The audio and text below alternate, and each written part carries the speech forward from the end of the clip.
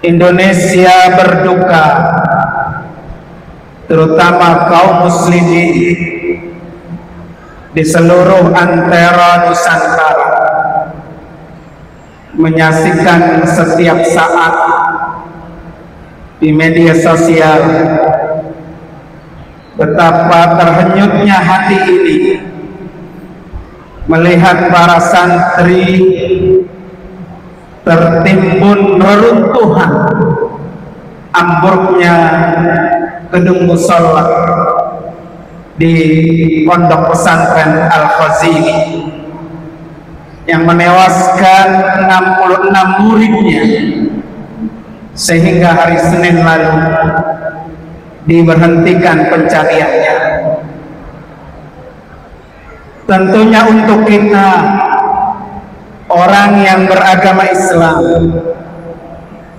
dapat melihat dari sisi lainnya, yaitu ada campur tangan Allah saat menjemput ajal para santri dengan cara Allah. Karena setiap orang itu pasti akan mati, dan setiap orang yang mati itu pasti memiliki sebab. Ada yang mati sebabnya terkena wabah, sebabnya karena tertimbun reruntuhan.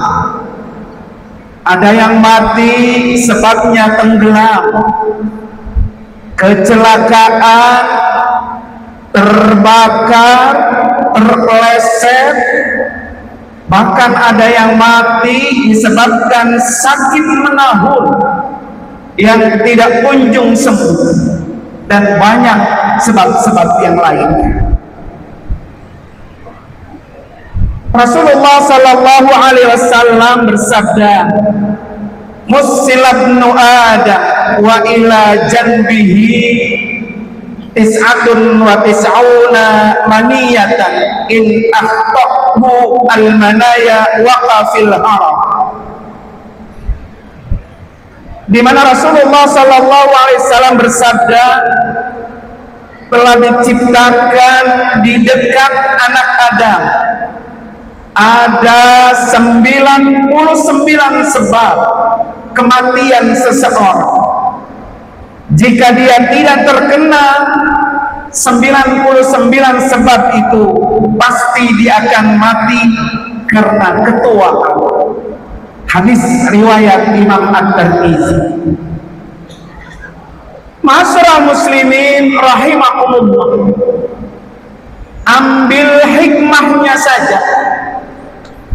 Semua yang telah digariskan Allah pasti banyak ibrah yang diberikan Allah atas setiap musibah yang menimpa umat manusia di dunia ini. Ada beberapa ibrah yang bisa kita ambil. Yang pertama, kematian itu pasti datang secara mendadak. Al-mautu ya'tika baghtatan. Siapapun orangnya pasti akan bertemu dengan kematian. Kematian itu pasti datang menjumpai setiap yang bernyawa. Tidak ada seorang pun yang tidak mati. Tidak mungkin seseorang lari dari kematian. Tidak ada manusia yang hidup kekal abadi. Dan kematian itu akan datang secara mendadak, tidak bisa dihindari dari siapapun dan apapun. Sehingga Allah subhanahu wa ta'ala sudah pastikan di dalam ayatnya, wa ma ja'alna li basarin min qablika al-khulda. Kami tidak menjadikan hidup abadi bagi seorang manusia pun sebelum engkau Muhammad. Surah Al-Anbiya ayat 34.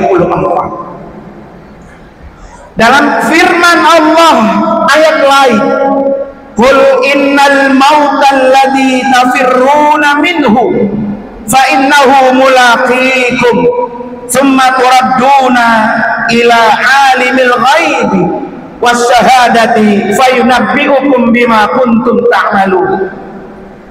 Katakanlah, sesungguhnya kematian yang kamu lari daripadanya, maka sesungguhnya kematian itu akan menjumpai kamu, kemudian kamu akan dikembalikan kepada Allah yang mengetahui yang gaib dan yang nyata, lalu Dia beritakan kepadamu apa yang telah kamu kerjakan.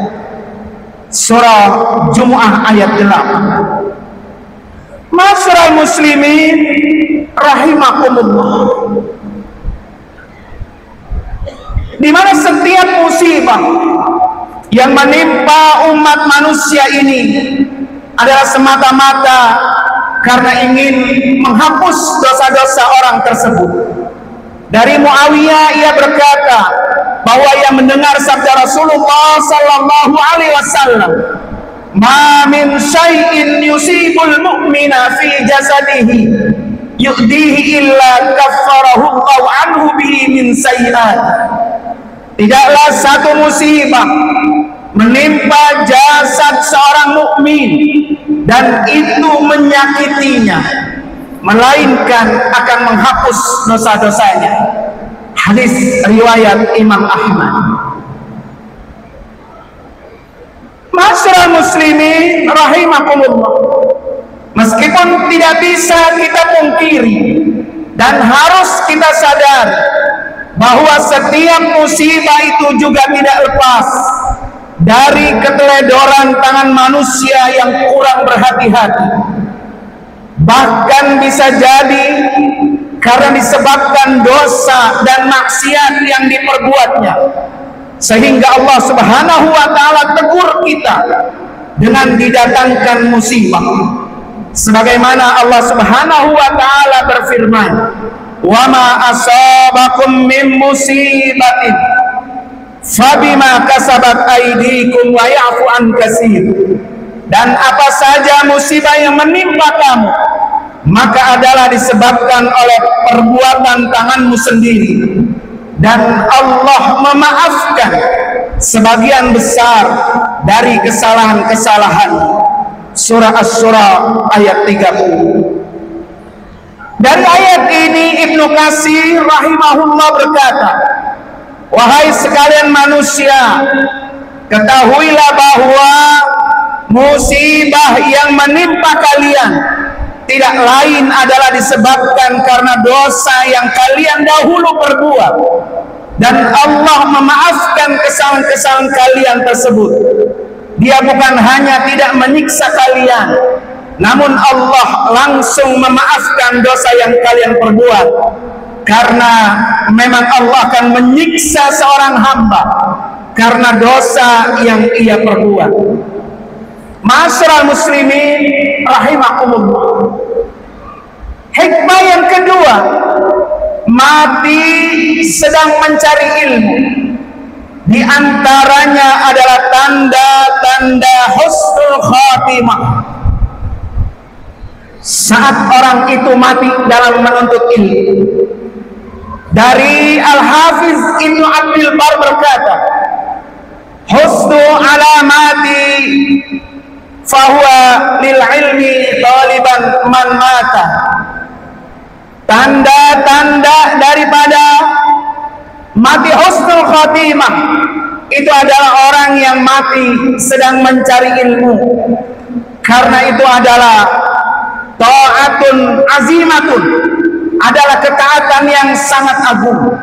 Orang-orang yang meninggal di dalam mencari ilmu, ibadah terpanjang dan terus bernilai pahala adalah menuntut ilmu, karena kewajiban menuntut ilmu itu dari sejak lahir sang ibundanya sampai ia bertemu dengan kematian. Itulah yang menyebabkan orang-orang yang sedang mencari ilmu, maka dialah orang-orang yang mendapatkan mati dalam keadaan husnul khatimah.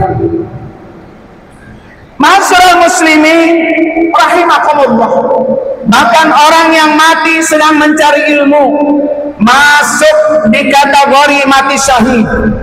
Karena dalam kitab Nihayatuz Zaid karya Syekh Imam Nawawi Al-Bantani dijelaskan orang yang dianggap mati syahid itu ada 3 macam. Yang pertama, syahid di dunia. Jenis ini hanya mendapatkan perlakuan syahid di dunia saja, seperti orang yang mati dalam peperangan namun memiliki niat yang tidak ikhlas karena Allah, atau melakukan pengkhianatan hanya ingin mendapatkan rampasan perang. Yang kedua, syahid fil akhirah. Jenis ini tidak mendapatkan perlakuan syahid di dunia, seperti orang yang mati karena sakit perut, mati karena wabah COVID, mati karena tenggelam, mati karena tertimpa reruntuhan, wanita melahirkan, dan mati sedang menuntut ilmu. Dan yang ketiga adalah tercatat mati syahid di dunia wal akhirah. Ini jenis mati syahid yang paling tinggi, seperti orang yang gugur dalam peperangan di jalan Allah fi sabilillah. Ma'asyiral muslimin rahimakumullah, mudah-mudahan kita senantiasa selalu mendapatkan pelajaran dari apa yang terjadi di mata kita, sehingga ini membuat kita akan lebih siap lagi menghadapi kematian yang akan datang kapan dan di mana saja. Barakallahu li wa lakum fil Qur'anil Karim.